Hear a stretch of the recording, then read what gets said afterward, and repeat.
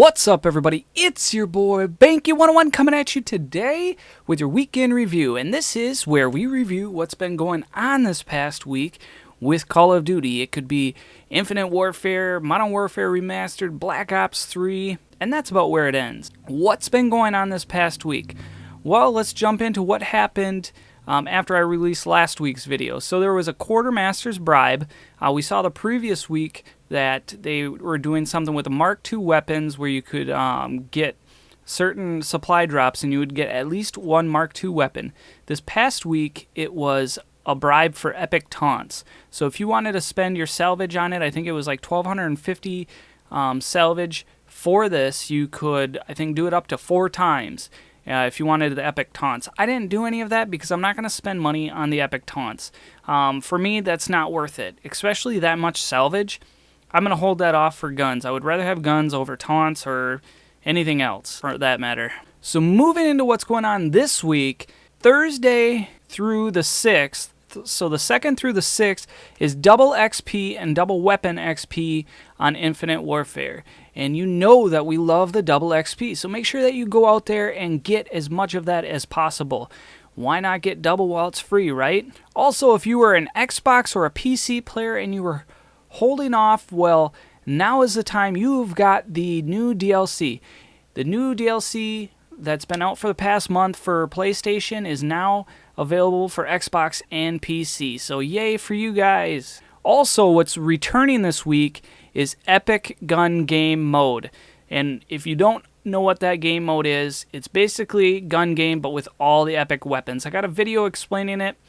I'll link it down in the description, so make sure you go check that out after this. They are updating it, so they're going to add in the R-VN, and they're also adding in the new axe. So if you haven't played with the R-VN, if you're still trying to earn it, and you haven't picked up that axe through the supply drops, make sure that you go check Epic Gun Game Mode out so you actually can play with those guns and get a good feel for them. So Tuesday was a big day for the Call of Duty community.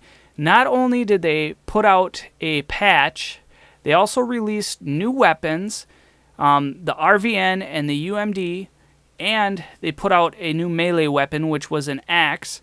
The best thing that they did do is the fact that if you are a Season Pass holder, you get the R-VN for free. If you do not own the Season Pass, you can still unlock it by earning 200 kills. I think there's a specific, but if you click on it, it's going to show you what you need to do.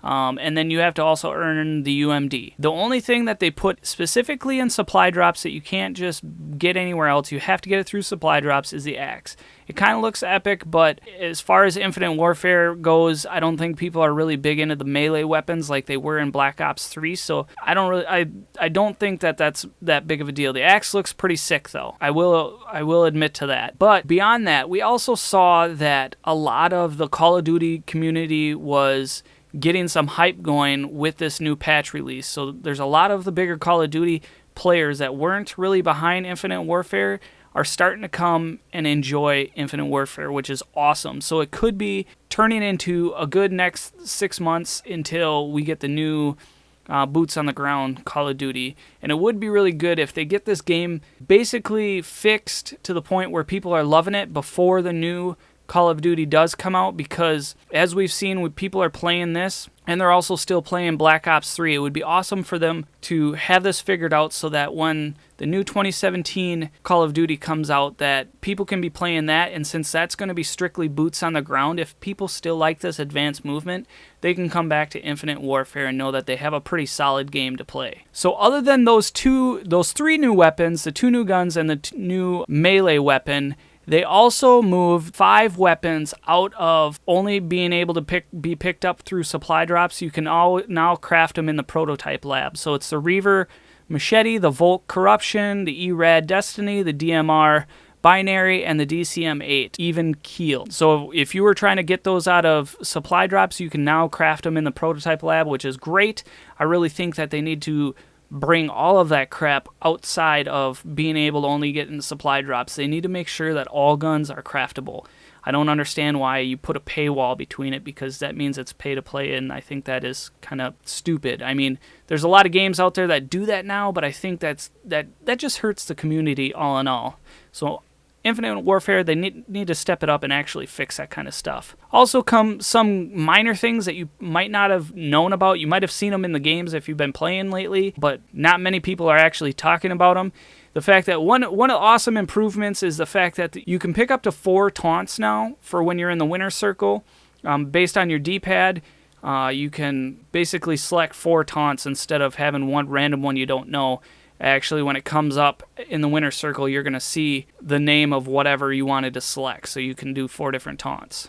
Also, in some minor things, you can now rotate your rig 360 in the customization menu. That's something that probably should have been out when the game came out. I know from previously developing games, I mean, they probably put a restraint on rotating it 360, but it was a 3D model that was actually in there.